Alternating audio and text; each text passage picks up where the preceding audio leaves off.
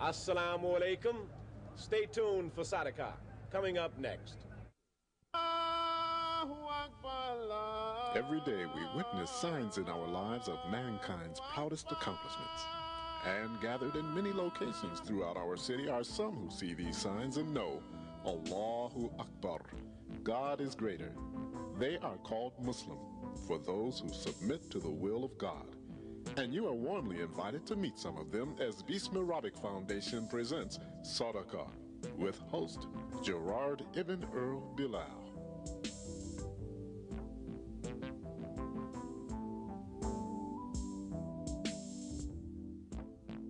Assalamu alaikum, and welcome to a special edition of SADAQA. We're happy you could be with us today. Normally I would give you the lineup and tell you who's going to be on the program. We have so many distinguished individuals on the program today, though, and I'm going to have to skip past that and just tell you that the show is different because it involves a studio audience and it involves a panel, and instead of me being involved in a one-on-one interview, we're going to have a co-moderator, co-host, and before I go any more, I think I'll hold it right there. Let me just say that the program today will focus on An-Nisaa, the women, specifically Muslim women.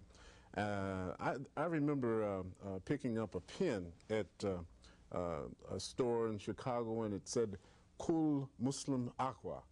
And when I asked about what the translation meant, the brother explained to me, he said, well, Prophet Muhammad sallallahu alaihi wasallam said, all Muslims are brothers. Well, today, you'll find that that statement was not quite true, because you're going to meet my sisters, quite a few of my sisters. So we're going to bring you a special program of Muslims, women, right after this. Let me begin by first saying that there's a great need in the society today for women to gain respect for themselves by defending woman's decency. Not only here in America, but in most places, the woman's decency is constantly being left behind because commercial man use her to exploit the people economically, financially, etc. So there is a great need for women to uphold the decency of women. Our Prophet, peace and blessings be on him, is reported to have said the dress requirement for women is to cover the body, leaving only the face, the hands, and the feet exposed. Now, if you don't care to cover your feet, you know that you can cover your feet. It doesn't mean that you have to uncover anything, but the minimum exposure is the maximum exposure, pardon me, is face, no, I'm right the first time. Face, hands, and feet are the maximum exposure in the public. Now, at home, you relax with your husband and your family, that's different. But even at home, be decent. That's the rule in Al-Islam, that's the teaching in Al-Islam.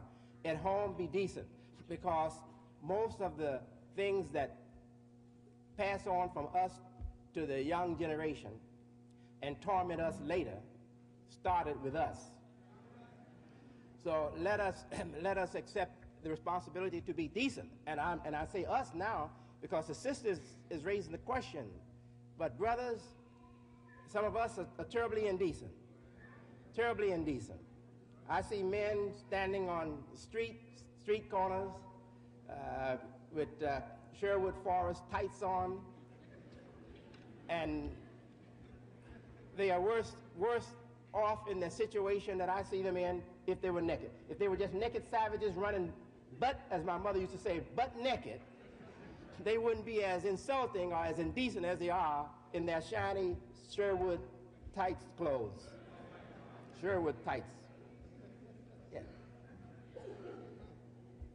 But sister, also, you have to understand that our religion is a religion of moderation and not the religion of extremism. The Prophet also said that dress in the dress of the people. We in America, we dress in the dress of Americans. It doesn't mean that if you dress differently in America, you're going to be conflicting with that instruction from the Prophet. It doesn't, because also America has become now a place that encourages people to dress in the style that they love. And it is a pluralistic society. It is not one society. America is a pluralistic society. And we have Asians here, we have Chinese, we have Asians, we have Africans, we have everybody here. We have everybody here. And I'm sure that we're going to see the influence of the popularity of these separate ethnic bodies on style or dress and fashions in America and in the West, especially in America because of our plurality. So I don't think we should pick on a brother who dressed like this and say, oh, the Prophet didn't require that we dress in that suit. In these circumstances over here in America, who knows? Maybe he will be the brother to make that the dress of America, because these different groups are competing. They're competing with each other. This is a pluralistic society, pluralistic culture, and they are all in competition with each other. So I feel comfortable like this. And I put on a tie today out of respect for the heavyweights. I don't usually put on a tie. I don't usually wear a tie. This is only for the heavyweights. Whenever I'm on the program with heavyweights, I put on a tie. Because my father, he, excuse me for taking up this time going on beyond the question. My father, he thought this very important. He would tell me, he said, Wallace, if you're going to make it, you're going to have to learn how to put on that white shirt and that TIE. So I'm still trying to make it.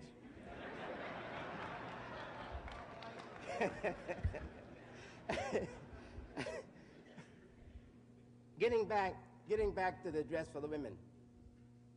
We should be aware that Islam advocates moderation and not extremism.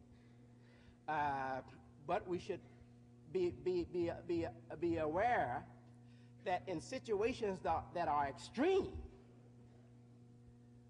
to the wrong, sometimes moderation is being extreme to the right. There's great difficulty that we may face as Muslims, whether we are male or female, seeking promotions, working for Christians or working for non-Muslims. But in most cases, when we uphold our own life and principles, Allah bless us all the time, but in most cases, those people who are not Muslims appreciate us. And they don't hold us back, they let us come forward. However, I can't tell any individual here today, go on, wear your Muslim dress as you want to wear it, and if your boss doesn't like it, or if you don't think you can make it in the road that you want to walk down or travel, then don't worry, Allah will take care of everything. No, I'm not the one that speaks to you that way. I simply bring to you what I believe to be important for Muslim women, and that is that our decency is threatened more in America than it is anywhere in the world, and it's threatened practically everywhere now. And the women have to uphold the women's decency for their sake, for men's sake, and for the sake of our young coming behind us. And what the Prophet said is most important, that the woman should not come out in the public with anything exposed other than face, hands, and feet. And be careful with your feet nowadays. You have a lot of freaks in American society. And this portion of our program, we're going to have a chance for the audience to get in on it, and Rafeea is basically going to moderate this. Rafeea, take it away. Sister, you're a counseling clinician. Yes, ma'am. And you have a PhD in psychology. That's correct. We hear so much about the breakdown of the family, about one-parent homes, absence of fathers. We know that many women now are responsible for the total care of their home, for the well-being of the home and children that they may have. Can you give us an Islamic perspective as how you see the woman being effective and being a mother in these trying times where she may have to spend so many hours away from the home, but yet and still she's very much concerned about cultivating correct values in her children, as well as providing food for them. She would like to provide the essentials that would guarantee that that child, in spite of what may be viewed as obstacles, will grow and be healthy in thought and will be a moral and contributing individual to society in a positive way. Could you say something? Yes, sister, that's a very big order. And the reason it's such a big order is because we do not live in a humane society. We live in a very materialistic society where the value is placed on what you can achieve and what you can gain materially, but not placed on who you are as a person, what your values are, how you treat other people, how you love other people, and how you love and worship God. That is not a value in this society, and everything about the society, the institutions support this kind of materialism, this kind of racism, this kind of sexism. So therefore, the woman is very often stranded and left without the support of a good man, of a Muslim man, of a man who is going to provide and protect her and be the head of the family. So this woman then is struggling to fulfill some of that responsibilities, as well as nurture and love and cultivate and not educate, but cultivate her children and her community. And it's a heavy responsibility on women today. Of course, when we think about a family, we also think about a community. You are my family. You know, you don't have to be a blood sister to be my family. You are my Muslim sister, and you are my family.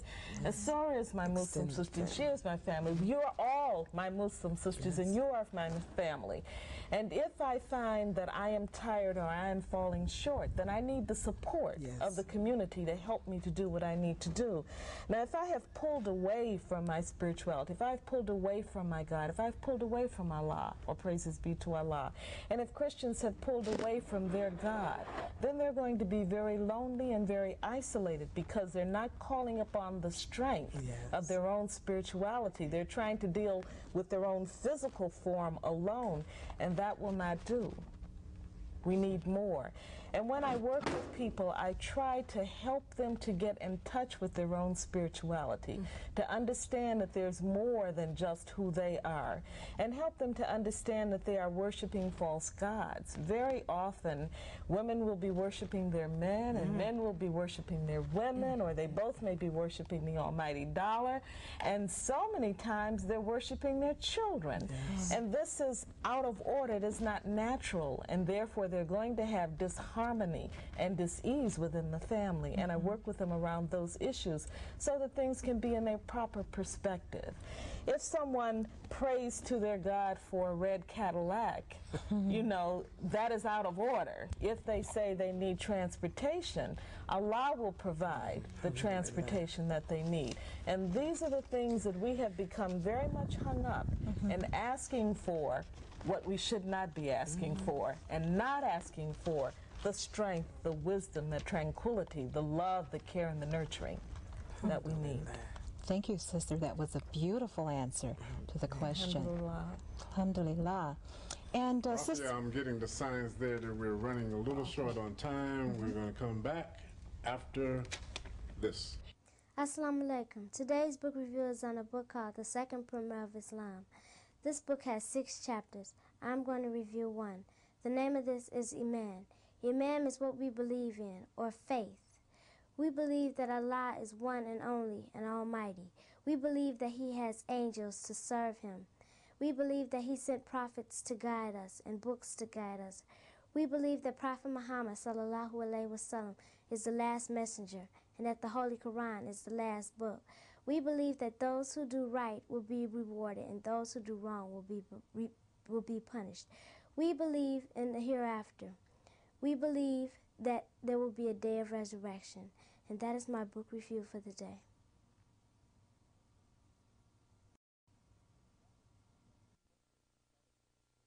We're back with our special SADAQA presentation with my sisters, and we're going to the audience. We have a question from Aisha. Assalamu alaikum, Aisha. What is your question? Assalamu alaikum. My sister, my question is, I'm nervous first. It's about unity. I want to make a statement and then maybe it'll become a question. I went to MCC recently for a program with my husband, and it was a beautiful program, but I noticed the sisters, some Caucasian sisters over here, some Black American Muslim sisters over here, some Indians over here. Everybody was so separated, and I felt kind of bad, you know, so I kind of went around and talked to everybody. Finally, we kind of joined together. Everybody spoke English in a way, and my thing is, isn't it better if we have more unity? And we have a lot of separate groups. Everybody's kind of here and there, and I had asked a lot of Pakistani Indian sisters to come tonight, and they had all kinds of reasons, different groups or whatever. Isn't there a way to make unity, between everyone? I think, isn't that what Islam is all about? Because I feel I'm all your sisters, and, isn't it? Well, that's a good question. How do we tackle that? Anyone? Well, I think so often from those Muslims who have immigrated, they perhaps carry over some cultural traditions which are not to be found in Qur'an. They're not the proper types of attitudes that we should have.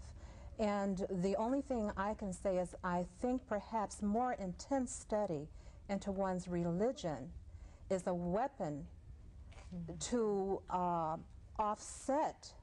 If we aren't vigilant in this religion, we will find ourselves taking on the ways and customs and prejudices that are around us in the general society that work against the good principles of Islam. And I think what you did was very good, and we have to start with ourselves. You said that you went around to different sisters and made yourself acquainted and tried to get to know the sisters, and we are one body, we are one family, and so you making that step was showing Islam in practice, and that's the only way that those who look at us from the outside will really see the essence of what we preach is by practice. You know, you can have the feeling within you to want to do right, but unless it's actually carried forth by acts, then it means nothing just to give lip service without giving action. Rafeea, I'd like to add something to that point.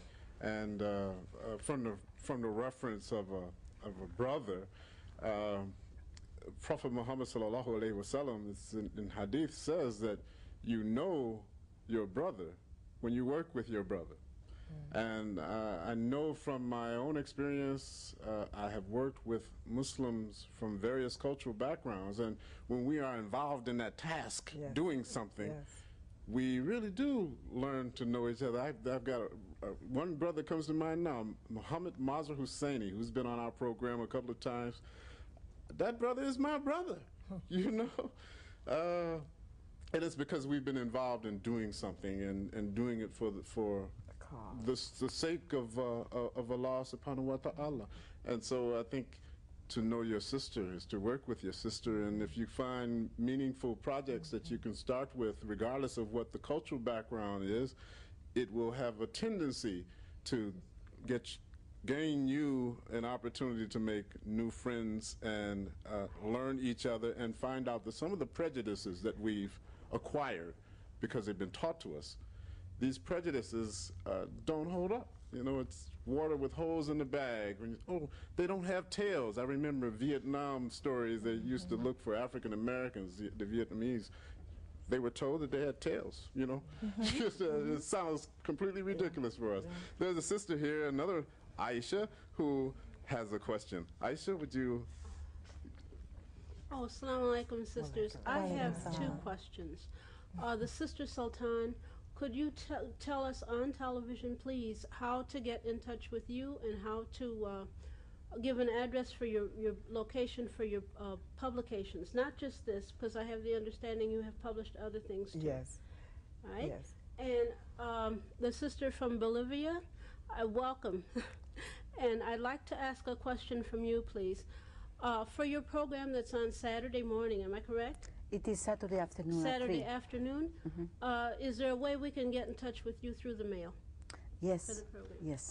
Excellent questions. We need to have everyone in our panel have an opportunity to let you and our studio audience and you and our viewing audience know how to, you may follow up and get involved in works and know your sister. She addressed that question to Fahimah Sultan.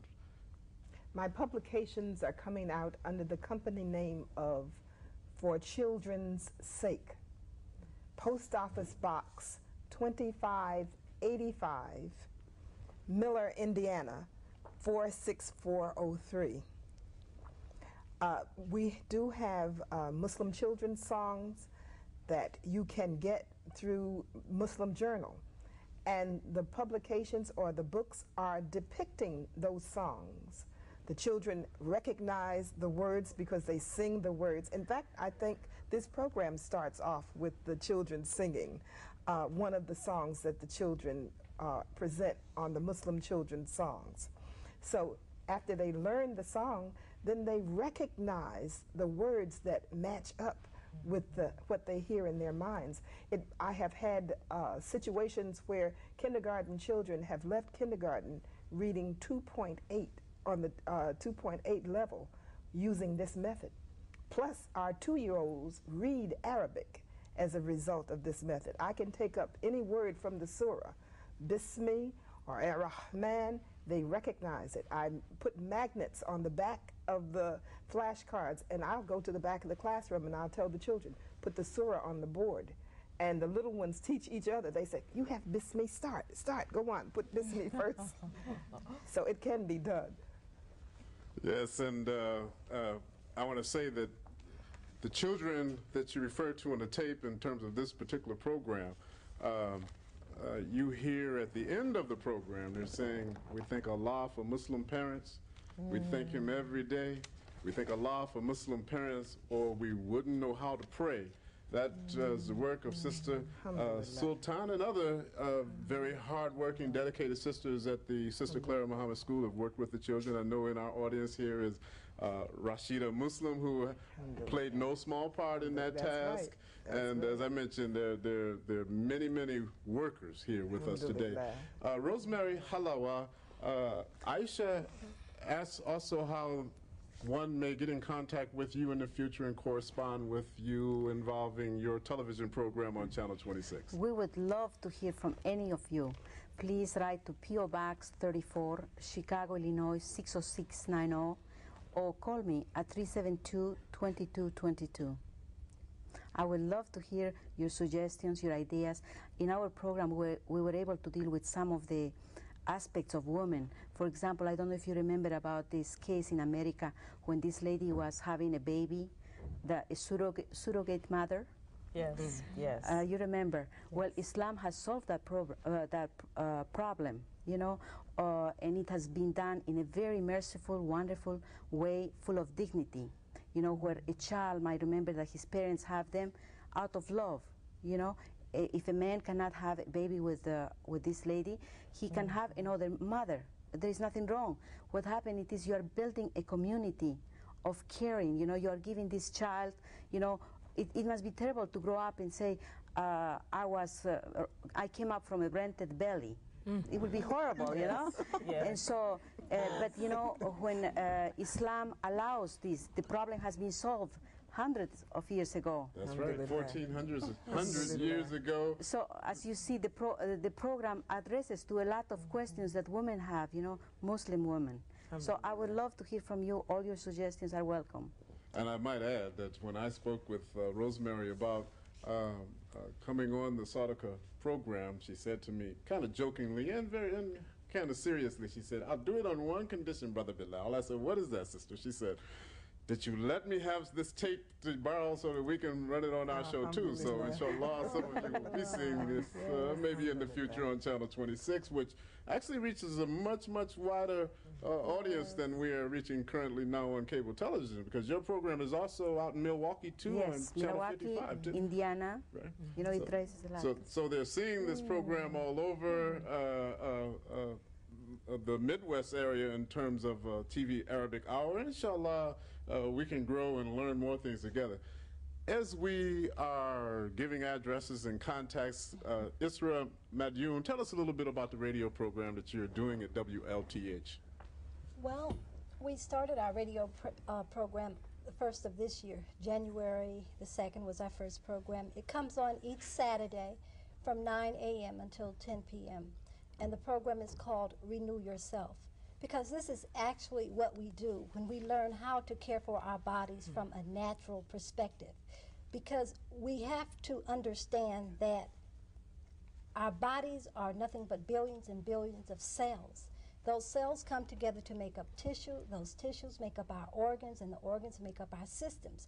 But if we understand the beginning was with the cell, then we have to go back to the cell to actually renew ourselves. And this is, again, is what Almighty God Allah did for us, because the same as when you have a cut on your hand, or even a tooth extracted, or a bone broken, it heals itself. Yes. But remember, we have to have the right environment to heal itself in. So what we do on our program, we're trying to educate, or I should say cultivate also, our listening audience to understanding that the way we have been taught in the Western society, particularly the medical doctors learn 3 things. They learn, and this is absolutely what they go to school for. And when you go to a medical doctor, you should understand he learned or she learned 3 things in school. 1, how to treat the symptom, not the cause. How to prescribe drugs and perform surgery. So that's WLTH, 1270 AM, is it? 1370. 1370 AM. And that's on Saturdays from 9 p.m. to 10. Correct. Well, we invite all of our viewers to listen and correspond with you. Is there a mailing address that they might be able to reach you? You can reach us at NU Enterprises Incorporated at P.O. Box 49394, Chicago, Illinois 60649. Nice. And our office number is area code 312-375-7265. Well, thank you, sister. And Dr. Samella Abdullah, counselor, psychologist, PhD. How can our interested viewers be in touch with you in the future to learn more about the work you do? I know that you've also been very busy speaking in various workshops and seminars. How do they get in contact with you, Dr. Samella? I'm at 111 North Wabash. I'm downtown in Chicago Loop, and Suite 1104, and my telephone number is 346, area code 312-346-8138. If you live in the Chicago area and you can remember my last name, Abdullah, A-B-D-U-L-L-A-H, you can find me in the directory. Rafeea Muhammad, we're very, very happy that you could take part in our SADAQA program today as a co-host, moderator, and as I mentioned earlier, that we hope that you will be involved regularly in SADAQA and work with us, and we certainly welcome any help and participation from the individuals who attended today in our studio audience for suggestions or physical work. Come and learn how to operate these cameras, sisters, if you will, and invite other sisters from various cultural backgrounds so that we can know each other and grow together. I want to thank Fahimah Sultan for being with us. I want to thank Dr. Samella Abdullah, Rosemary Aldunate Halawa, Issurah Madyun, and Rafeea Muhammad. Thank you, Jerry.